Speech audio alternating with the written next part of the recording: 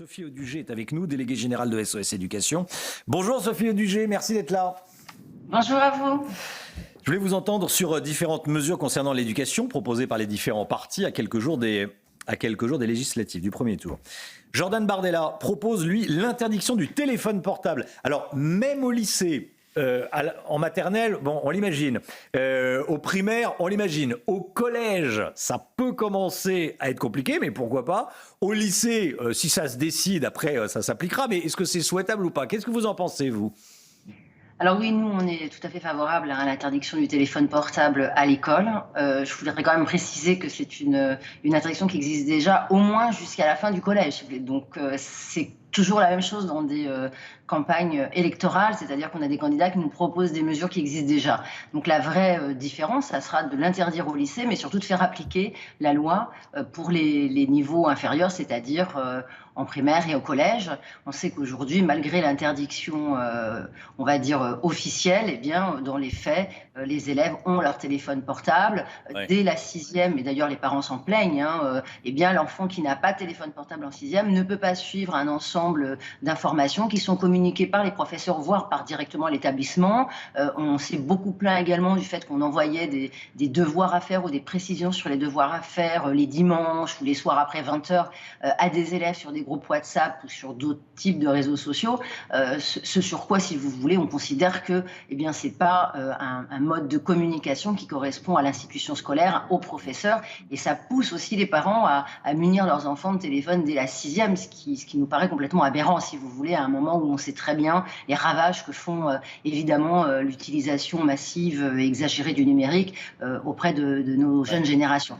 Donc on est évidemment très favorable, c'est une mesure que nous, on avait demandé d'appliquer il y a déjà de nombreuses années, également au niveau du lycée, puisqu'on considère que l'école doit être un espace dans lequel les jeunes, enfin les enfants et les jeunes, eh ben, communiquent entre eux, passent du temps entre eux et ne sont pas le nez sur leur téléphone, donc ça nous paraît tout à fait pertinent. Oui. Sophie Audugé, Jordan Bardella propose également l'uniforme à l'école, bon, il dit qu'il est plutôt favorable, et le vouvoiement. Alors, à l'école, les professeurs se font tutoyer. Qu'est-ce que vous en pensez? Il faut remettre un peu, je veux dire, d'ordre. Et si tant est que le vouvoiement, ce soit le retour de l'ordre, quel est votre point de vue? Alors, si vous voulez, la difficulté dans ces périodes électorales, si vous voulez, c'est qu'on a des candidats qui vont présenter des mesurettes ou des technocrates qui vont proposer de refaire des lois sur des lois, etc. Ce qui me semble important, c'est d'avoir une vision globale des différents programmes. Je dirais que si on veut rassembler, synthétiser, les programmes des différents partis, le Rassemblement national, lui, se positionne sur un programme qu'il a intitulé la transmission, dans lequel il y a deux éléments clés, c'est restaurer l'excellence de l'école française et recentrer les enseignements sur les savoirs fondamentaux et faire ce qu'il a appelé l'école un asile, enfin ce qu'on a l'habitude de dire un sanctuaire, c'est-à-dire, j'imagine que ce n'est pas formulé dans leur programme, sortir les associations souvent à contenu idéologique de l'école puisqu'elles n'ont rien à y faire. Quand on met en confrontation avec le programme du Front populaire, le Front populaire va proposer exactement l'inverse, c'est-à-dire qu'il va appeler son programme émancipation, il va redonner à l'école publique un objectif encore plus fort d'émancipation, alors que pour tous ceux qui ont des parents aujourd'hui à l'école, on a le sentiment quand même que l'émancipation, la présentation de contenu très idéologisé est très importante à l'école, prend la place des savoirs vérifiés, de la science, et donc on est vraiment dans quelque chose là qui est en opposition, et le Front populaire va pas avec le dos de la cuillère puisqu'il dit qu'il va abroger le choc des savoirs. Donc on se dit, effectivement, si une école n'a plus pour mission de transmettre des savoirs, évidemment, elle va transmettre des idéologies. Bien sûr. Isabelle Audugé, voilà. Nicole Belloubet, elle, donc l'actuelle ministre de l'Éducation, donc dans la majorité, veut instaurer de l'éducation sexuelle du CP à la terminale. En quelques mots, qu'est-ce que vous en pensez? C'est pas indispensable?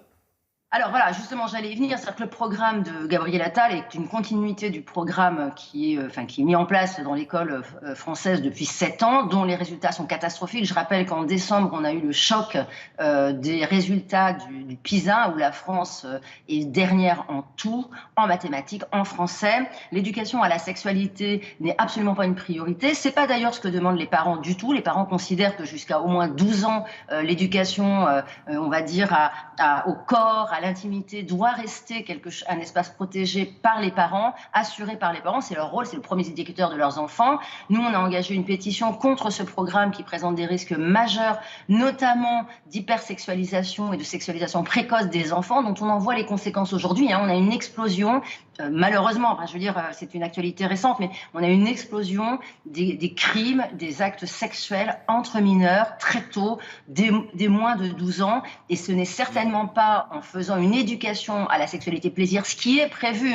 Faut vraiment que les gens comprennent que ce n'est pas les programmes de prévention que vous et moi nous avons connus dans notre enfance et dans notre scolarité. C'est un programme qui prône une sexualisation précoce, où on aborde la sexualité sous l'aspect du plaisir, et on a énormément de dérives. Nous, on a 60 000 parents, professeurs de médecine, pédopsychiatres et personnels de l'éducation qui ont signé notre pétition et qui demandent d'interdire l'éducation à la sexualité avant 12 ans. Donc évidemment, ce n'est pas une priorité, c'est même dangereux aujourd'hui pour la sécurité des enfants dans l'école et à l'extérieur de l'école.